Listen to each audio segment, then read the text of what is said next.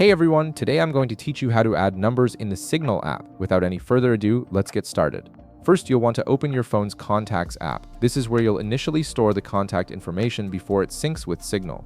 Once you're in the Contacts app, tap Create or Add Contact. This will open a new contact form where you can input the person's details. Now enter the person's first and last name in the designated fields. This helps you easily identify who you're messaging later on.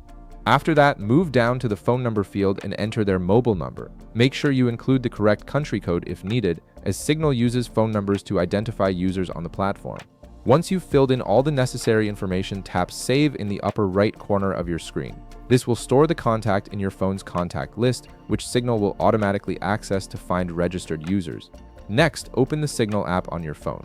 Signal will now be able to detect the contact you just saved since it scans your phone's contact list for users who are also on the platform. Look for the pencil icon on the right side of your screen and tap it. This icon is used to start a new conversation or search for existing contacts.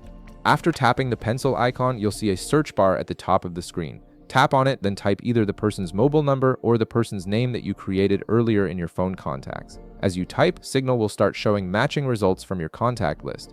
This makes it quick and easy to find the person you want to message. Once you see the contact appear in the results, tap on it. This will open a new chat window dedicated to your conversation with that person. You can now start a conversation by typing in the text field below.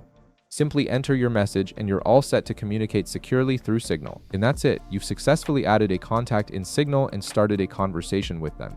If this video helped you out, be sure to leave a like, subscribe, and I'll see you in the next one.